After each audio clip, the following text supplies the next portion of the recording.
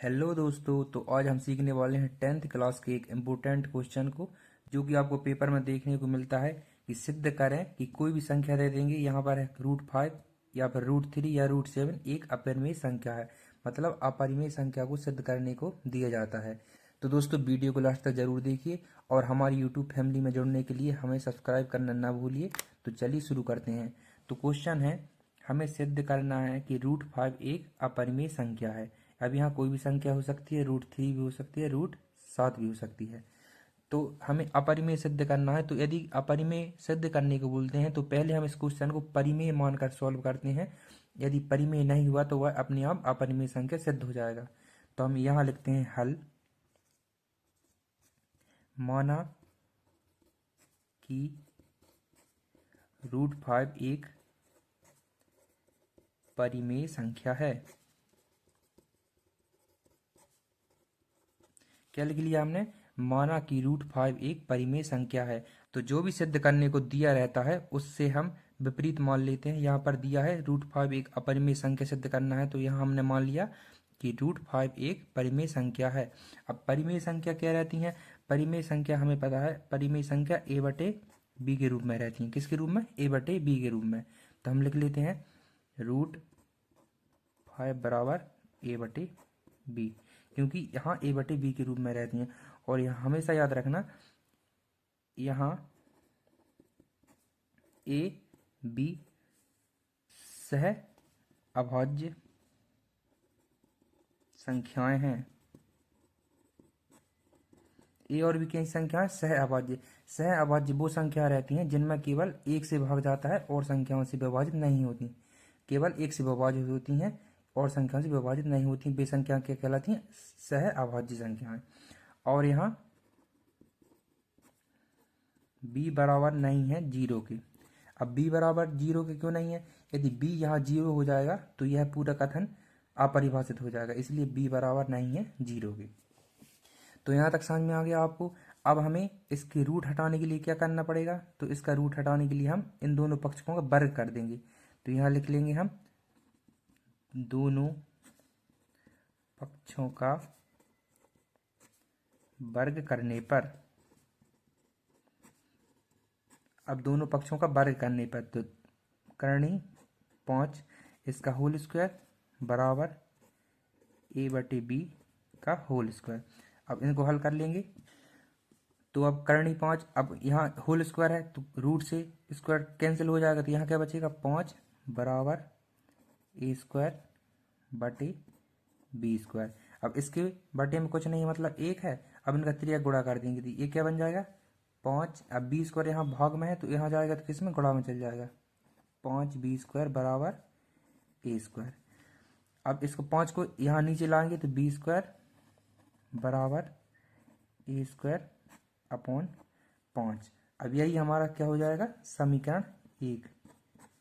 अब ये क्या हो गया हमारा समीकरण 1। अब हम देख सकते हैं यहाँ a² 5 से विभाजित है, तो हम लिखेंगे यहाँ a² 5 से विभाजित है,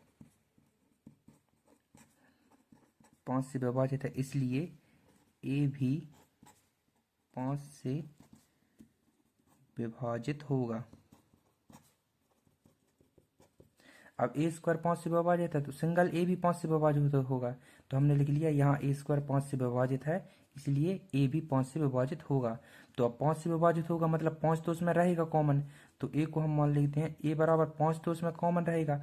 और हम कोई भी पूर्णांक और मान लेते हैं, उसके साथ मान लेते हैं जैसे x, और यहाँ लिख देंगे हम जहाँ x कोई पूर्णांक है, यहाँ x कोई पूर्णांक है। तो आपको यहाँ समझ में आ गया, यह हमने माना है कि माना a बराबर 5x।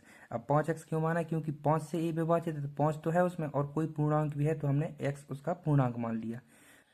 तो अब जो a बराबर 5x है इसको हम समीकरण 1 में रखते हैं।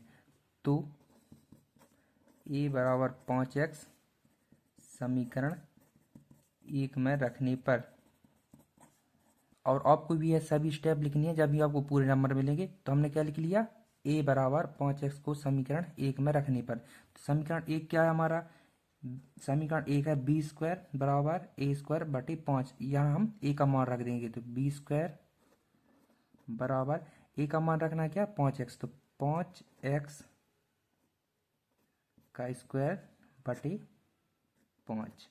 ये हमने मान रख दिया। बी स्क्वायर बराबर क्या हो गया 5x स्क्वायर बटे 5। अब बी स्क्वायर बराबर 5 का स्क्वायर होगा तो क्या बनेगा 25, और x का स्क्वायर होगा तो क्या होगा एक्स स्क्वायर, तो 25x स्क्वायर बटे 5। अब 25 5 से कट जाएगा तो 5 एकम 5 पचम 25, तो क्या हो जाएगा बी स्क्वायर बराबर 5x स्क्वायर। अब बी स्क्वायर बराबर 5x स्क्वायर हो गया। अब 5 यहाँ गुणा में, यदि यहाँ आएगा तो बटे में आ जाएगा, तो बी स्क्वायर बटे 5 बराबर एक्स स्क्वायर। अब ये क्या हो गया हमारा समीकरण 2। अब समीकरण 2 में क्या है बी स्क्वायर बटे 5, मतलब बी स्क्वायर इसमें 5 से विभाजित है, बी स्क्वायर 5 से विभाजित है, इसलिए बी भी 5 से विभाजित होगा। तो यहाँ बी स्क्वायर 5 से विभाजित है, तो बी सिंगल बी भी 5 से विभाजित होगा। तो अब समीकरण 2 में क्या है, समीकरण 2 में बी 5 से विभाजित है, और समीकरण में ए क्या था ए भी 5 से विभाजित था, तो ए और बी दोनों 5 से विभाजित हैं।